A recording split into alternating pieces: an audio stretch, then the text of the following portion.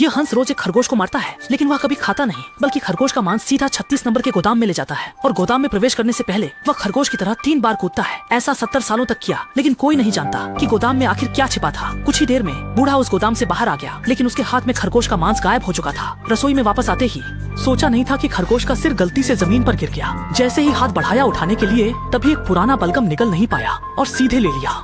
Video देखने के बाद लाइक और फॉलो करना याद रखें, उस व्यक्ति की किस्मत जरूर अच्छी होगी। 100 साल बाद आवेई ने 1 साल की तनख्वाह 3 पैसे में इस हॉल को खरीदा। गोदाम का पैसा चुकाने के बाद वह तुरंत खजाना खोजने गोदाम पहुंच गया, पर आधे दिन की खोज के बाद उसे केवल एक त्रिशूल और एक अजीब सी मेज मिली। आवेई ने बिना कुछ कहे खजाना ले जाकर बेचने की तैयारी की। तभी अचानक एक युवक आया और तेजी से आवेई की गाड़ी को पूरी तरह तोड़ डाला। असल में आवेई पर बहुत सारा कर्ज था और कल ही उसकी अंतिम वापसी की तारीख थी। पैसे जल्दी चुकाने के लिए वह रातों रात गिरवी की दुकान पर पहुंच गया। बॉस ने तुरंत ही उस मेज को देख लिया। जैसे ही उसने हल्के से दबाया, उसमें से 3 किताबें निकल आईं। बॉस को कुछ गलतफहमी हुई। जल्दी से मास्टर को बुलाया। मास्टर ने आवेई से कहा कि ये किताबें अनमोल हैं, जो लोगों को लंबी उम्र दे सकती हैं, लेकिन एक किताब गायब क्यों है। फिर उसने $3 मिलियन निकाले और आवेई से कहा कि उसे किताब ढूंढने के लिए गोदाम ले चले। जल्दी ही दोनों गोदाम पहुंच गए। वे लोग 4-5 तरह से खोजने लगे, लेकिन उस किताब को नहीं मिला। तभी अवे ने एक गुप्त मार्ग खोज लिया। जैसे ही दरवाजा खोला, एक तेज बदबू आई। मास्टर ने मोमबत्ती जलाई और उसने अवे को बताया कि अंदर एक शक्तिशाली बुरी आत्मा कैद है, किसी भी चीज को न छेड़े। लेकिन अवे बिल्कुल भी विश्वास नहीं करता और सीधा अंदर चला गया। दीवारों पर हर जगह क्रॉस थे। जल्दी ही दोनों सबसे अंदर तक पहुँच गए। इसके बाद एक सड़ी गली महिला की लाश सामने आ गई। उसके चेहरे पर एक बड़ा छेद था।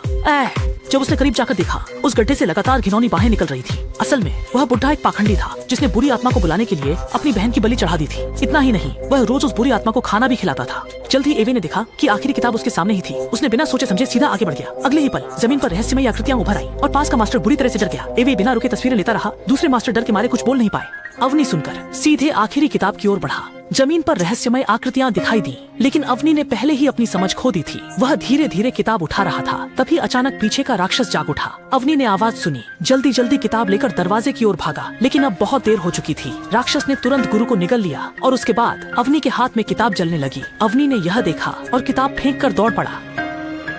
वह धीरे धीरे दीवार के पीछे छिप गया, परंतु राक्षस गंध सूंघते हुए उसके पीछे आ गया। कोई चारा नहीं था। अवे को हर तरफ भागना पड़ा, परंतु वह जहाँ भी गया, राक्षस हमेशा।